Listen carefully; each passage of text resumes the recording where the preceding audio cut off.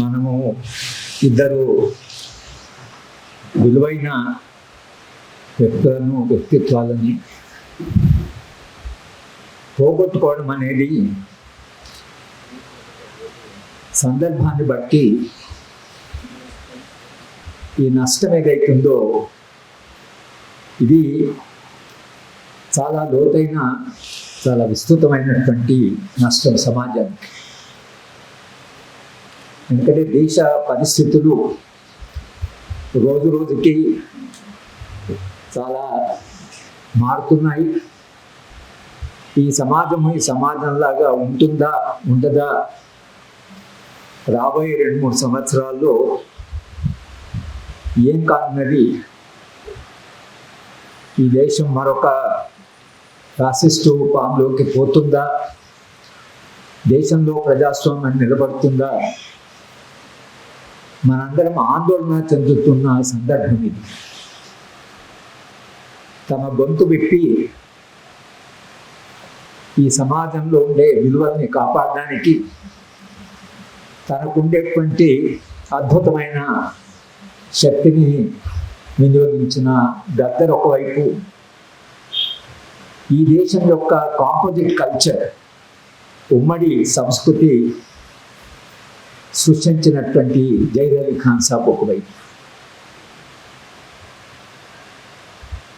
గద్దర్ గోపినాథ్ గారు చెప్పినట్లుగా ఇది మనం అంచనా వేసే సమయమా, తప్పొప్పులను పట్టే సమయమా, లేక ఆయన అద్భుతమైనటువంటి కాంట్రిబ్యూషన్ ఏదైతుందో, సమాజానికి ఆయన చేసిన కాంట్రిబ్యూషన్ ఏదైతుందో దాన్నే మనం గుర్తుపెట్టుకోవాల్సిన కాలం అని ఒక ప్రశ్న, అది ఆ చర్చ జరుగుతూనే ఉంటుంది. కానీ గద్దర్ మొత్తం భారతదేశం మీద, అలాగే తెలంగాణ సమాజం మీద, తెలుగు సమాజం మీద ఆయన వేసిన ప్రభావం ఏదైతుందో ఆ ప్రభావాన్ని మనం అంచనా వేయాలంటే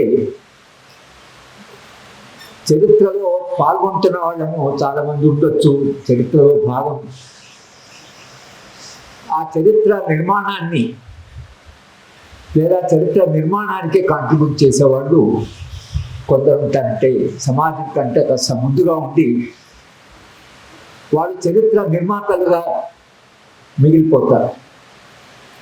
భవిష్యత్తులో చరిత్రను అంచనా వేస్తున్నప్పుడు ఏ కాలంలో ఎవరు చేశారు అని భవిష్యత్ తరాలు అంచనా వేసేప్పుడు గద్దర్ లాంటి ఒక అద్భుతమైన గాయకుడు, కవి,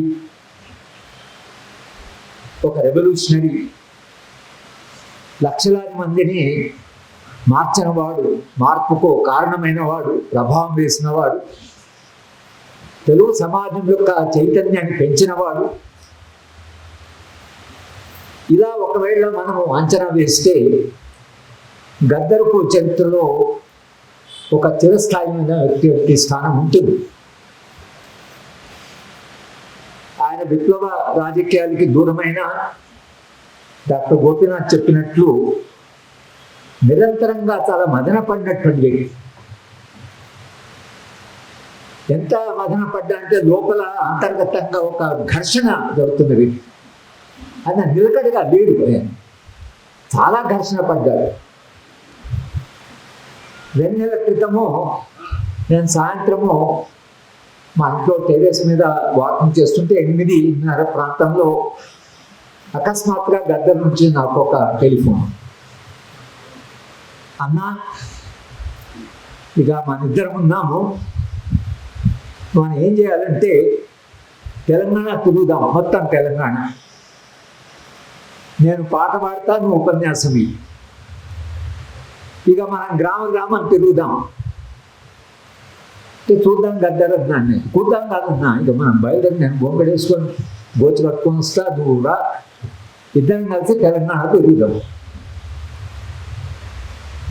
అది ఆయన చెప్పిన తర్వాత ఇమ్మీడియట్గా నాకు మనసులో అనిపించింది అంటే 8-8:30 ప్రాంతంలో ఈ మనిషిలో పడుతున్న ఘర్షణ, ఏదైనా మళ్ళీ ప్రజల దగ్గరికి వెళ్ళాలి, ప్రజలతో మాట్లాడాలి, ప్రజల దగ్గర పాడాలి, ప్రజల సమస్యను తెలుసుకోవాలి. ఎందుకంటే ఆయనకు ఆ ప్రజలతో ఐడెంటిఫికేషన్ ఏదైతుందో అది లేకుండా ఆయనకు మనస్థిమితం లేదు. గోపనాథ్ గారు చెప్పారు, హార్ట్ అటాక్ రావడానికి ఒక కారణము ఇంటర్నల్ సఫకేషన్. మనిషి అంతర్గతంగా బాధపడుతూ ఈయన చేసిన కాంట్రిబ్యూషన్ అవుతుందో, లక్షలాది మందిని ఏదైతే కదిలించిన ఒక వ్యక్తి ఏదైతున్నాడో ఆ వ్యక్తికి ప్రజలు లేకుండా, ప్రజల దగ్గరికి పోకుండా, పాట పాడకుండా, ప్రజల నుంచి స్పందన లేకుండా ఆ మనిషి స్థిమితంగా ఉండడం చాలా కష్టం. ఆయన చాలా కాలంగా పాట పాడినప్పుడు చప్పట్లు సభలు లేకపోతే చప్పట్లు కొట్టడం అంటే ఇంకా ఇంటర్నల్ ఒక కనీసం ఇంటరాక్షన్ కాదు జనంతో. అది గద్దర్. ప్రజలతో మమేకమైనటువంటి ఒక వ్యక్తి, ఒక అద్భుతమైన గాయకుడు. తన జీవిత చివరి కాలంలో కూడా మళ్ళీ ప్రజల దగ్గరికి వెళ్ళాలి, ఏదో ఒక రూపంలో ప్రజల దగ్గరికి వెళ్ళాలి. ఒక 4-5 ఏళ్ళ క్రితము, లేదా ఇంకా కొంత మేబీ 7-8 ఏళ్ళ క్రితం మా ఇంటికి వచ్చాను. చాలా 4-5 గంటలు కూర్చున్నాను. అన్న ఇప్పుడు ఏం చేద్దామంటే నాకు అప్పుడు ఆయన చెప్పిందంటే, నేను గొంగడి వేసుకుంటా, గోచి కట్టుకుంటా, వేమనలాగా అంటే ఆలోచిస్తున్నాడు ఏం చేయాలని. వేమనలాగా గ్రామం పోతాను, పోయి ఏం చేస్తానంటే గ్రామంలో ఉండేటువంటి యువకులని సమీకరించి పాటలు పాడేవాడుగా ప్రతి గ్రామంలో పాడగలిగిన ప్రతి వాడిని ట్రైనింగ్ ఇచ్చి కొన్ని లక్షలాది మంది పాటలు పాడేవాళ్ళని తయారు చేయాలి. ఇక వాళ్ళు సమాజ మార్పు కొరకు కానీ వాళ్ళు పాటలు పాడగానే గ్రామంలో కమ్యూనికేషన్, సమాజంలో ఉండేటువంటి సమస్యల మీద నిరంతరంగా పాటలు పాడి సమాజాన్ని చైతన్యవంతులు చేసేటువంటి యువతని క్రియేట్ చేయాలి. అదొక ఐడియా. కనుక గ్రామం వెళ్ళి ఈ పని చేస్తారు. చేయగలిగితే చాలా బాగుంటుంది. ఎందుకంటే మొత్తం తెలంగాణ నిండా లేదా తెలుగు సమాజం నిండా ప్రతి గ్రామంలో పాటలు పాడేవాళ్ళు. మొన్న ఒక సభ పెడితే ఆ సభలో నిజానికి చాలామంది, ఒక 20 మంది యంగ్ పీపుల్ వచ్చారు. ఎవరో టీవీ ఛానల్ వాళ్ళు పెట్టారు. 20 మంది ముందు 2 గంటలు పాటలు పాడు. వాళ్ళంతా గద్దరు నేర్పినవాడు కాదు, గద్దను చూసి నేర్చుకున్నవాడు, ఇన్స్పైర్ అయిన పిల్లలు. వాళ్ళు 4వ తరగతి 5వ తరగతినప్పుడు గద్దరు పాట విని తాము కూడా గద్దర్లాగా పాడాలని అలా ప్రాక్టీస్ చేసి చాలా బాగా పాడారు. అంటే అంతమంది వాడికి ఎవరు గద్దరు వ్యక్తిగతంగా తెలియరు. వాళ్ళు చాలామంది చెప్పారు మా గద్దరు తెలియరు, ఆయన ఎప్పుడు మేము కలవలే, కానీ ఆయన చేత స్ఫూర్తి పొంది మేము అలా పాటలు పాడగలుగుతున్నాము అని దాదాపు 2 గంటలు పాటలు పాడారు. అంటే ఎంతమంది ఇన్స్పైర్ చేశారో, గ్రామంలో ఎంతమంది పిల్లలు ఇలా ఉన్నారు. ఇదేదైతుందో ఇది గద్దర్లో ఉండేటువంటి ఒక ప్రత్యేకత. నేను బాబులాల గోపాలకృష్ణయ్య గారి ఆరోగ్యం బాధంటే నేను గుంటూరు వెళ్ళాను ఆయన చూడ్డానికి. ఆయన చాలా అంటే ఆరోగ్యం అసలు బాగాలేదు, చాలాసేపు ఏడ్చాడు, దేశం ఎట్లయిపోయిందని. మాటల సందర్భంలో ఆయన ఏమన్నాడంటే, నా జీవితంలో నేను ఇద్దరినే మోస్ట్ పవర్ఫుల్ కమ్యూనికేటర్స్, ఒక విషయాన్ని జనానికి హృదయానికి హత్తుకునేటట్టుగా చెప్పగలిగిన వాళ్ళనే జీవితంలో ఇద్దరు చూశాను. ఒకటి గాంధీ, ఇంకోటి గద్దర్ అని చెప్పాడు. ఎవరు? బాబులాల గోపాలకృష్ణ గారు. నాకే చాలా ఆశ్చర్యం వేసింది. అంటే ఆయన గాంధీని చూశాను, నేను గాంధీని చూడలేదు. ఎందుకంటే మేము గాంధీని చెప్పినప్పుడు, ఆయన హత్య చేసినప్పుడు నేను చాలా చిన్న పిల్లవాడిని. ఆయన బాబులాల్ గారు గాంధీ చేత ఇన్స్పైర్ అయినటువంటి వాడు. గాంధీ కూడా వచనం ద్వారా, గద్దరేమో తన పాట ద్వారా, is one of the most powerful complex things అని, చాలా సంక్లిష్టమైనటువంటి విషయాలను కూడా చాలా సులభంగా ప్రజల బాణిలో, ప్రజల భాషలో ప్రజలకి చెప్పేవారు. ఇది ఒక రకంగా ఈ పవర్ఫుల్ కమ్యూనికేటర్ ఏదైతుందో ఆయన వాయిస్ మీద, సౌండ్ మీద, ఆయన వోకల్ కార్డ్స్ మీద దాన్ని ఎట్లంటే అలా తిప్పగలిగేవాడు. గాయకుడికి వోకల్ కార్డ్స్ అది ప్రధానమైన అసెట్. కానీ గద్దర్ వోకల్గా ది గిఫ్టెడ్, ఒక నేచర్ గిఫ్ట్ లాగా కనిపిస్తుంది. ఆయన మ్యూజిక్ స్కూల్కి వెళ్ళలేదు, ఆయన సాహిత్యం చదువుకోలేదు, ఆయన కాలేజీకి వెళ్ళలేదు, ఇంజనీరింగ్ కాలేజ్ చదువుకున్నప్పుడు డ్రాప్ అవుట్, బ్యాంకులో ఉద్యోగం చేసి అక్కడ వదులుకొని ఈ రంగంలోకి వచ్చాడు.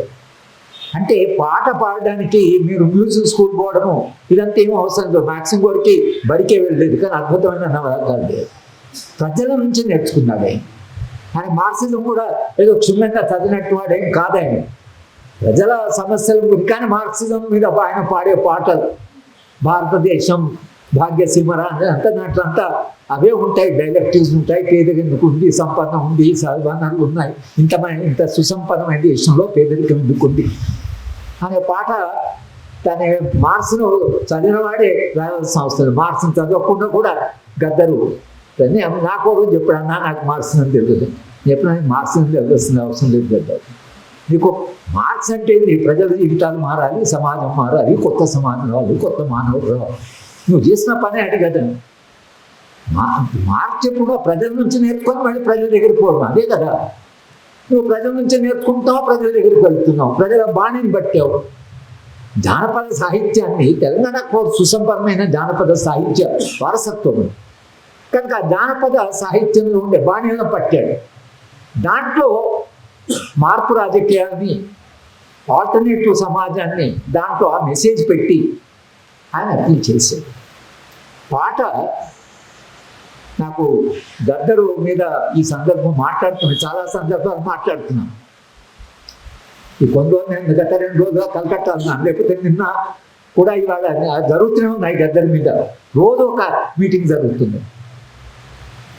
నాకేమనిపిస్తుంది అంటే విశ్వనాథ్ సత్యనారాయణ గారు వేయి పడగల్లో ఓహో ఆహా అని ఒక చాప్టర్ రాశారు. ఆ ఓహో ఆహాలని అంటే సముద్రాన్ని చూస్తే మీకు ఆహా అనిపిస్తుంది, పర్వతాన్ని చూస్తే మీకు ఓహో అనిపిస్తుంది అని రాశారు. గద్దరు పాట ఎట్లంటే పాటకు ఆహా అనిపించే లక్షణమే ఎక్కువ ఉంటుంది. కృష్ణశాస్త్రి రాసిన పాటలు కానీ ఎవరు రాసినా లతా మంగేష్కర్ పాటకు చాలా అది హృదయానికి హత్తుకుంటుంది. కానీ గద్దరు పాటకు ఉండే శక్తి ఏమిటంటే అది మిమ్మల్ని ఆహా అనిపిస్తుంది, మిమ్మల్ని ఓహో అని కూడా అనిపిస్తుంది. ఎందుకంటే అది మీ బుర్రను కూడా పెట్టాలి, అంటే ఎందుకంటే ఆలోచన ఉంటుంది. ఆ పాట విన్న తర్వాత మీరు అలాంటి మనుషులు ఉండలేదు, మీరు మారిపోయి ఉంటారు.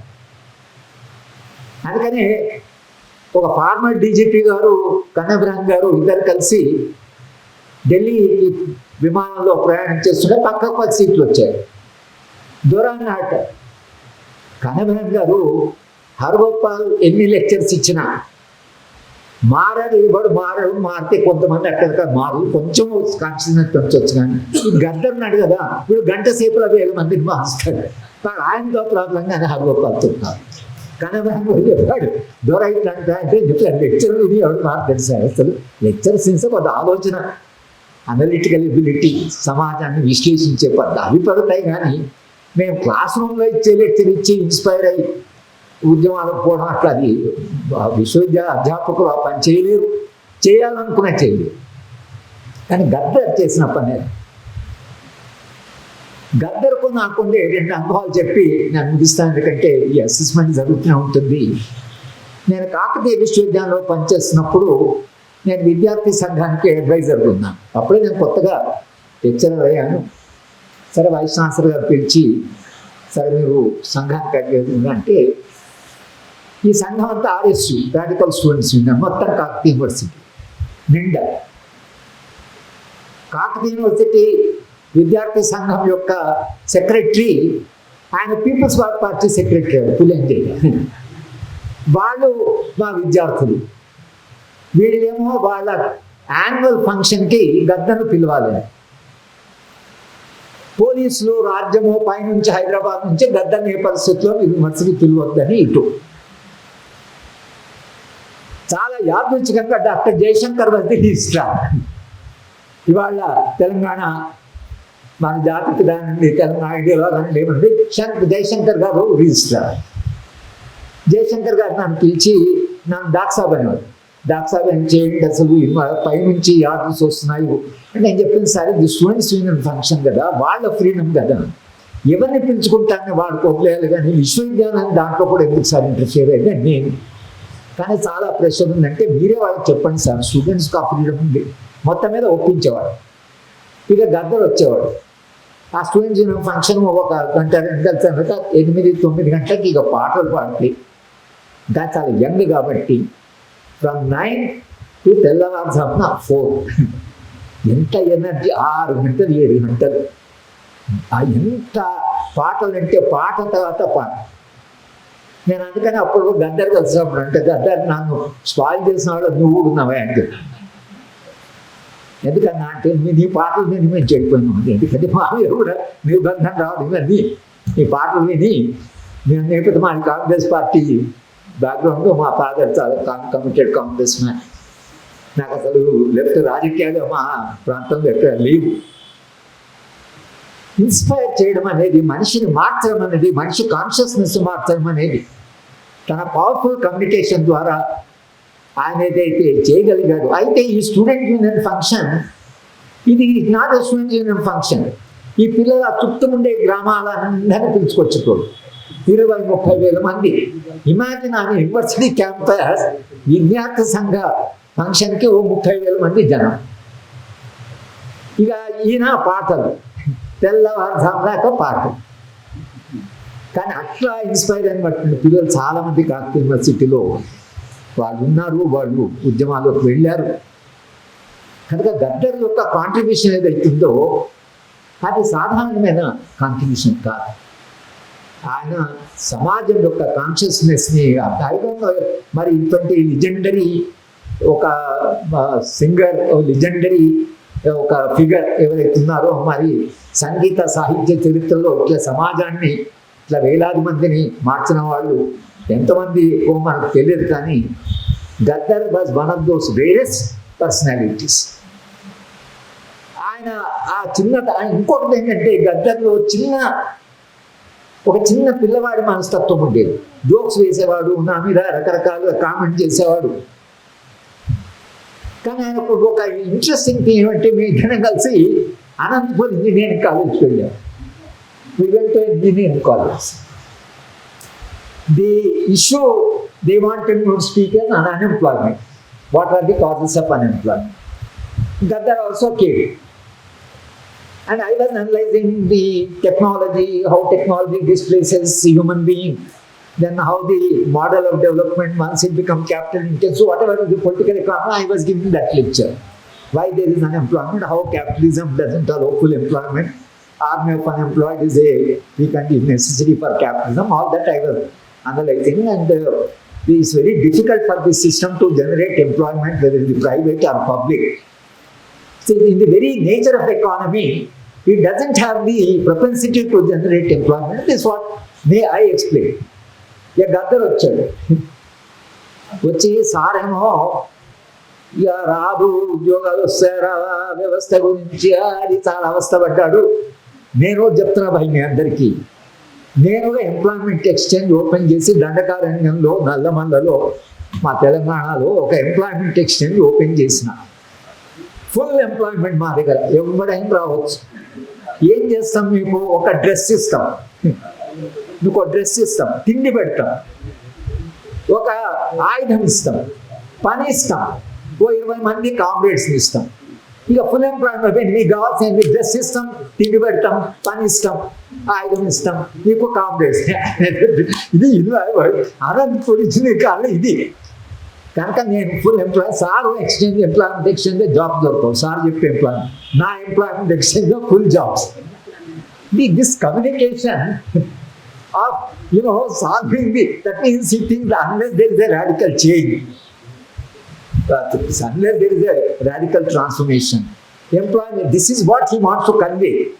But the way he conveyed, అంటే నేను గద్దర్ ఇంజనీరింగ్ కాలేజ్ పాపం వచ్చి ఇక్కడ అయినంత వెపన్ చెప్పని చెప్పడం అంటే చెప్తుండాలి అన్నప్పుడు ఎంప్లాయ్మెంట్ ఎక్కడి నుంచి వస్తుంది, ఎంప్లాయ్మెంట్ రమణ నా దగ్గరకు వస్తే నేను ఉద్యోగం ఇస్తాను చెప్తున్నాను. నేను నువ్వు ఇచ్చే ఉద్యోగం చాలా రిస్క్ ఉంటుంది గద్దరంటే, రిస్క్ తీసుకోనికే ఎంప్లాయ్మెంట్ నా, లేకపోతే ఎంప్లాయ్మెంట్ ఎక్కడి నుంచి వస్తుంది. ఆయన way of communicating, what I'm saying is the way he use to communicate, he use to also embarrass you.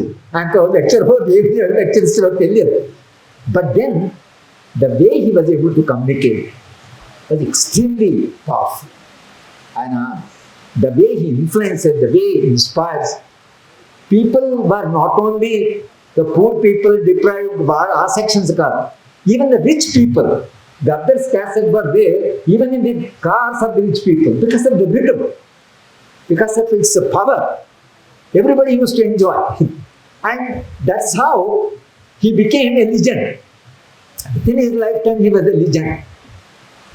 And that innocence at one level, he used to, and sometimes I also used to get surprised. He didn't say, Gaddar itla maatladutunna. I'll tell one thing, I will stop. Once I took Professor Rajini Kothari. Rajini wanted to meet Gaddar. So I took him to Gaddar. Gaddar said he wrote some latest song. And you know, he's a very powerful singer. And he sang with full throat. I told Gaddar, who is Rajini Kothari and all. Then Rajini said, good. After listening, he said, good. Gaddar became very angry. What good? It is very good. It is excellent. You said, that's good? then Gaddar said, he enjoys his song like an outsider. After creating the song becomes independent of him. And he becomes a listener to his song. Because that creation is completely autonomous from the individual. So I think we know that he used to the creativity of the human being. Many people perhaps are surprised after they write something, starting from Potana, Palkari Bhagavatamata, Palkinchadantana. He said that somebody is making him write. What is the force that makes you write? And your creativity, అంటే సృజనాత్మక శక్తి మానవ మేధస్సుకి ఎదుగుతుందో, హృదయము తర్వాత మేధస్సు కాంబినేషన్లో ఉండి ఒక చలనమున్న సమాజంలో మీరు ఉన్నప్పుడు, సమాజము చలనములో ఉన్నప్పుడు, అది you have seen pre-Soviet period. What an excellent, what a legendary figures have novelists, writers, short story writers, Dostoevsky, Maxim Gorky, Michael Solokhov, Tolstoy. I think when society is in a transition, Gaddar was a product of that transition and contributed to that transition. He made both.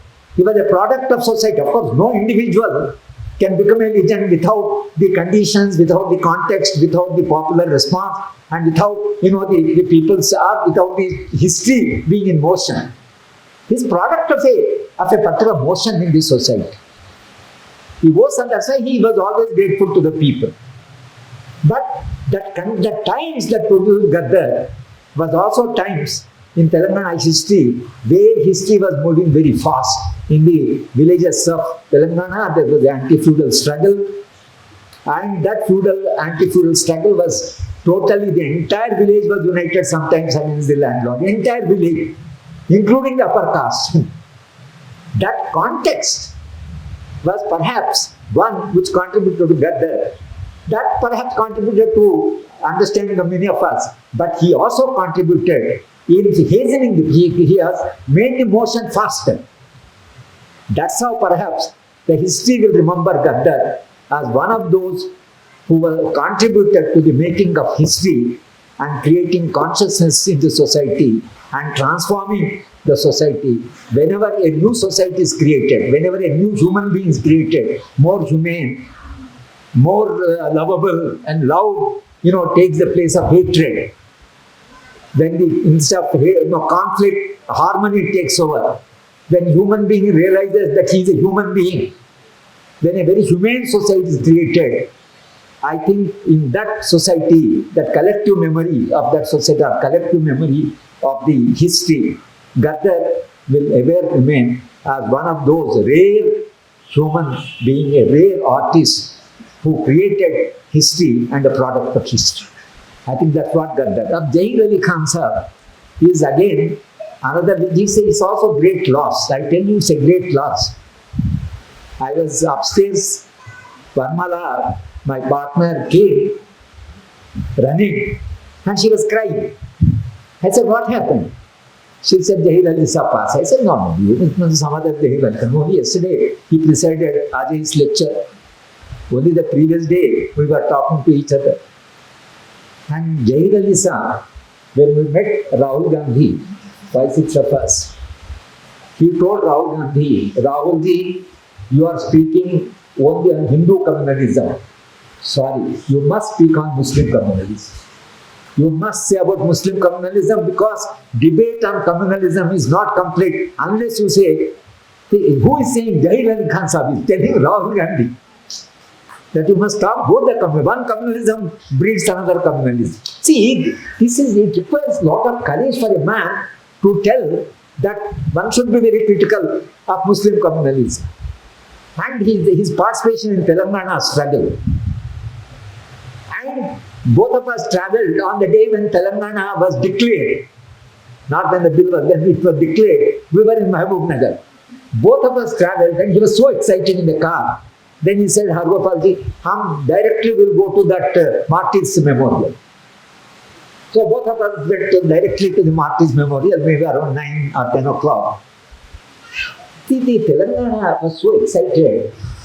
I have written an article, Sleepless Night. After seeing that excitement, people were crying, people were hugging, people were falling on our feet. And this is something. And Jahir Ali Sahib was so excited that Telangana has come.